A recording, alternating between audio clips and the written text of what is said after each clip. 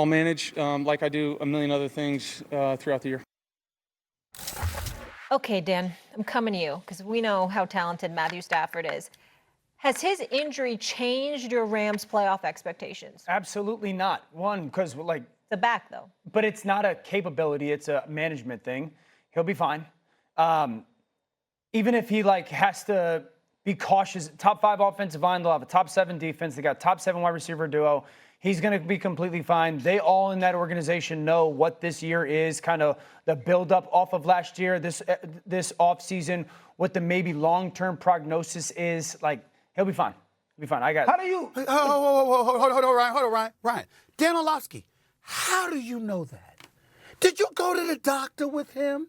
Was he examined right in front of you? I mean, were you there with the wife and kids? Did you receive the direct diagnosis? How do you know that? See, this is what we're talking about when we're talking about you when it comes to these quarterbacks, especially Matthew Stafford. I mean, my Lord, a quarterback pass gas, they're going to call it perfume. This is what it is. This is what it is, RC. This is what it is. It's unbelievable. How do you know that?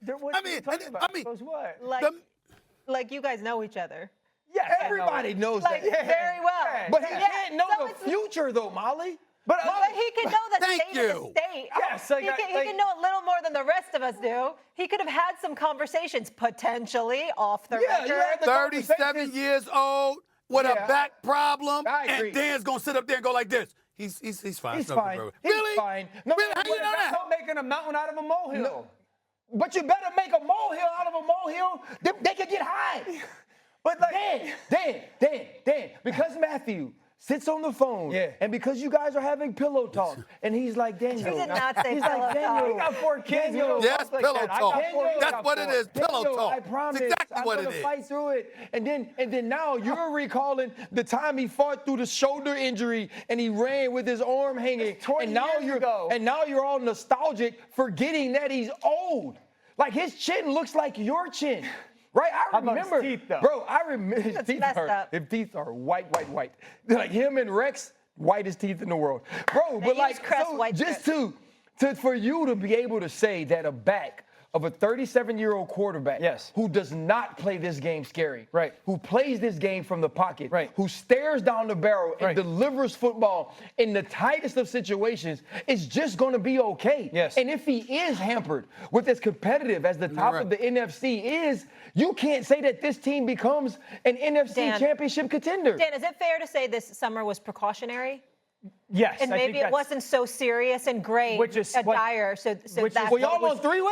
But I know how to read people in situations. What communicated. Come on, Captain Obvious here. Would y'all zoom this? No, but he's fine. Which is what was communicated from day one. Managing the load. From the people that were at least in the organization.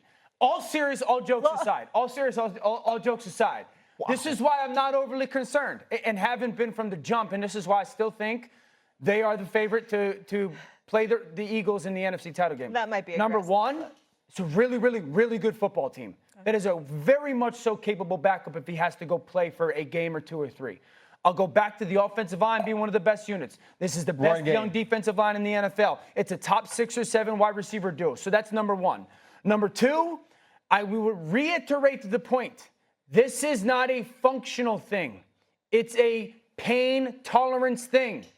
It's not a can you go do the job. Dan, you ain't never seen somebody back lock up and they sciatic nerves get the heck funny and they be walking like this? That's a capability thing, bro, man. If Matthew Stafford got to walk on the field like LeBron with his feet like this, he in trouble. You walk like that after a squat rack.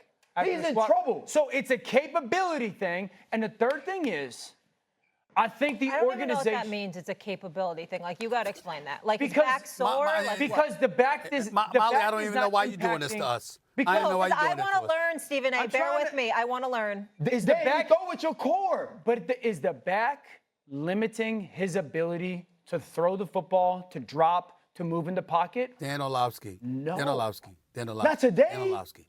Hold on. What about when Daniil Hunter and Will Anderson hit it? Stop, y'all. I'm sorry. Pause. Dan Orlovsky just sat up there and told a national audience with us in attendance that, you know, it's not a capability thing. It's a pain thing. Correct me if I'm wrong, Ryan Clark. who played football? Doesn't pain compromise one's capability? I mean, I if thought my so. ankles Unless hurt, Matthew I'm not Stafford. going to want to run. If my knees hurt, here's I'm what not I'm going to want to dunk on jump. y'all. I This mean, is what where are I'm you gonna dunk on talking y'all. about? This is where I'm going to dunk on you. Okay. One, there's things that human beings, certainly athletes, can do to mask and minimize that pain. Yes. And two, when you have a high ankle sprain, that's a functionality thing more so than a pain tolerance thing. Sometimes the pain tolerant. ankle just isn't functioning while may not being significantly The man is 37 with a Excuse bad me one back second, and hadn't Stephen A. played I'd like to for ask a one reason. question. I'd like to ask one question. This Go is ahead. all I need to know from you. green I need giant, eye man. contact on this one. Is it back soreness? Yeah. No, Okay. no. Okay. This ain't Okay. He said- Jalen Ramsey back soreness. No, His back really hurt. No, this is not Micah Parsons. Yeah. Jalen Not back Ramsey's back. soreness? No. Okay. I'm gonna throw the No. Wendy's up on that. No. This, Okay. No, it's This just. isn't load Did y'all see management? Dan's face when he answered the question? Did you see Dan's face when he asked the question? Molly asked him the question, and Dan went like this. So, Stephen A., you're saying I'm right? Yes. Stephen A. Okay.